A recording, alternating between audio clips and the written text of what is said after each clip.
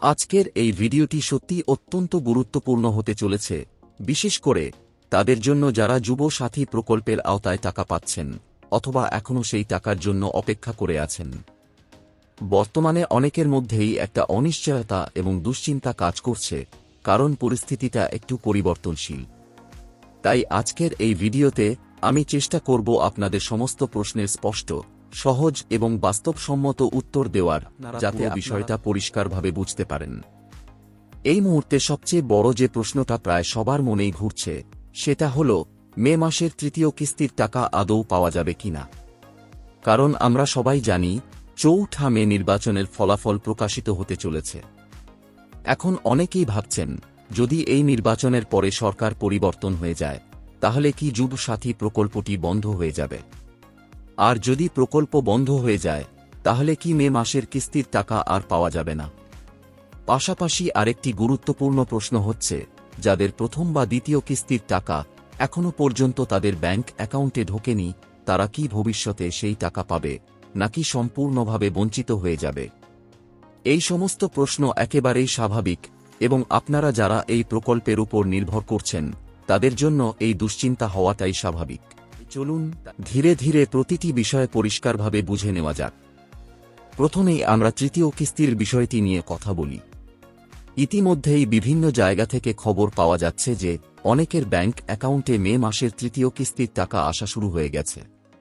এর অর্থ খুবই পরিষ্কার, সরকার ইতিমধ্যেই এই কিস্তির টাকা পাঠানোর প্রক্রিয়া শুরু করে দিয়েছে। অর্থাৎ এই টাকা আর শুধুমাত্র ঘোষণার মধ্যে সীমাবদ্ধ নেই, বরং তা বাস্তবে মানুষের অ্যাকাউন্টে পৌঁছাতে শুরু করেছে। এখন আসল প্রশ্ন হল, নির্বাচনের ফলাফল কি এই টাকার উপর কোনো প্রভাব ফেলতে পারে? এখানে একটা বিষয় আপনাকে ভালোভাবে বুঝতে হবে। সাধারণত যখন কোনো সরকারি প্রকল্পের টাকা প্রসেসিং পর্যায়ে চলে যায়, অর্থাৎ ডিবিটি সিস্টেমের মাধ্যমে টাকা পাঠানোর কাজ শুরু হয়ে যায়, তখন সেই টাকা মাঝপথে বন্ধ হওয়ার সম্ভাবনা খুবই কম থাকে।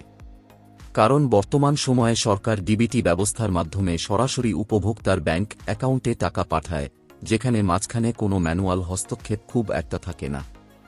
সোজা কথায় বললে, যদি আপনার নামে টাকা ইতিমধ্যেই প্রসেস হয়ে গিয়ে থাকে, তাহলে সেই টাকা পাওয়ার সম্ভাবনা অনেকটাই নিশ্চিত।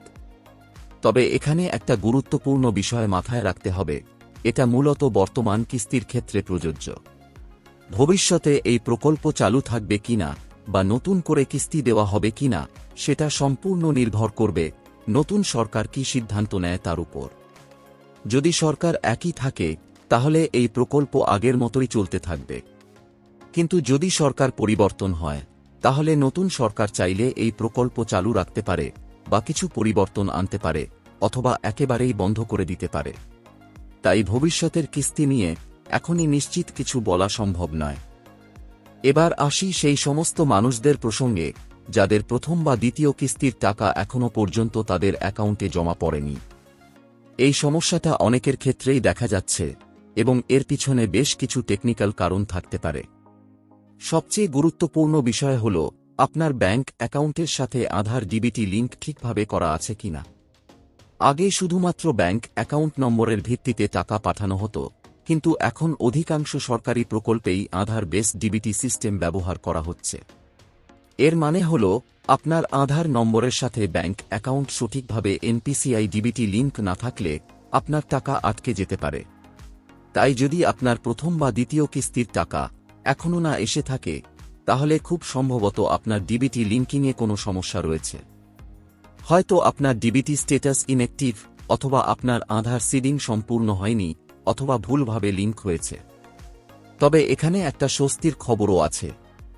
আপনি যদি এখনই এই সমস্যাগুলো ঠিক করে ফেলেন, অর্থাৎ আপনার ব্যাংক অ্যাকাউন্টের সাথে আধার সঠিকভাবে লিঙ্ক করে নেন এবং ডিবিটি স্ট্যাটাস অ্যাক্টিভ করে নেন, তাহলে ভবিষ্যতে আপনার বকেয়া কিস্তির টাকা পাওয়ার সম্ভাবনা তৈরি হতে পারে। এখন স্বাভাবিকভাবেই প্রশ্ন আসে, আপনি কিভাবে বুঝবেন আপনার ডিবিটি লিঙ্ক ঠিক আছে কিনা, বা আপনার স্ট্যাটাস অ্যাক্টিভ না ইনঅ্যাক্টিভ আছে?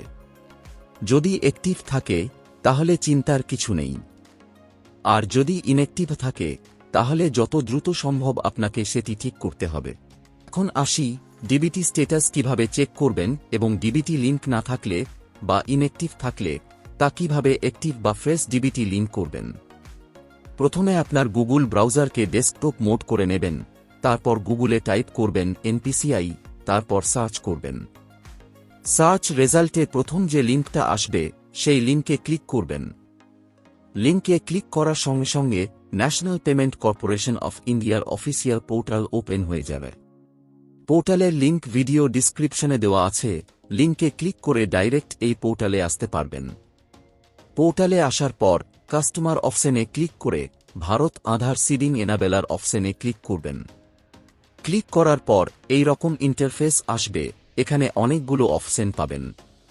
এই অপশনগুলোর মধ্যে আধার ম্যাপ স্ট্যাটাস অপশনে ক্লিক করবেন। ক্লিক করার পর এই রকম ইন্টারফেস আসবে, এখানে অ্যাকাউন্ট হোল্ডারের আধার নাম্বার এন্ট্রি করবেন।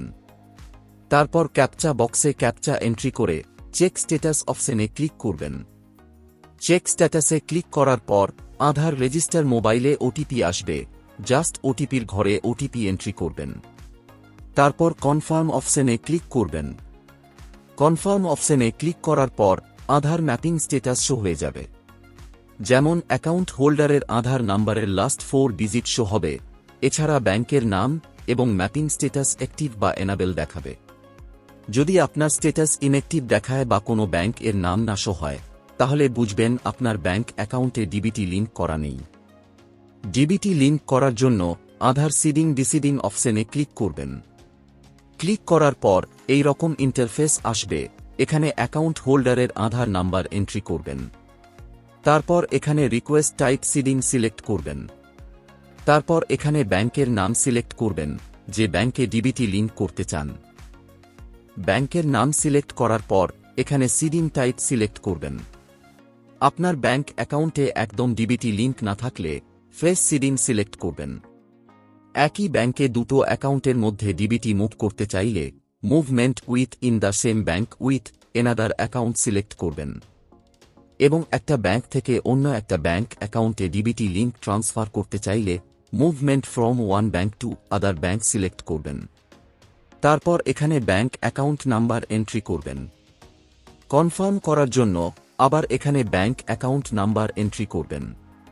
তারপর নিচে স্ক্রল করে ডিক্লারেশনে টিক মার্ক দেবেন এবং ক্যাপচা বক্সে ক্যাপচা এন্ট্রি করে প্রসিড অপশনে ক্লিক করবেন। প্রসিডে ক্লিক করার পর এই রকম একটা পপ আপ আসবে, নিচে স্ক্রল ডাউন করে এগ্রি এন্ড কন্টিনিউ অপশনে ক্লিক করবেন। ক্লিক করার পর আধার রেজিস্টার মোবাইলে ওটিপি আসবে, ওটিপির ঘরে ওটিপি এন্ট্রি করে সাবমিট অপশনে ক্লিক করবেন। ওটিপি সাবমিট করার সাথে সাথে আপনার রিকোয়েস্ট সাকসেসফুলি সাবমিট হয়ে যাবে। আশা করি এই ভিডিওটির মাধ্যমে আপনাদের যুব সাথী প্রকল্পের তৃতীয় কিস্তি সম্পর্কে কিছুটা হলেও বোঝাতে পেরেছি। যদি আপনারা আরও কিছু জানতে চান বা কোনো প্রশ্ন থাকে, তাহলে নিচে কমেন্ট বক্সে কমেন্ট করতে ভুলবেন না। ভিডিওটি যদি ভালো লেগে থাকে তাহলে লাইক, শেয়ার এবং চ্যানেলকে সাবস্ক্রাইব করতে ভুলবেন না। এই ভিডিওটি এতক্ষণ দেখার জন্য আপনাকে অসংখ্য ধন্যবাদ।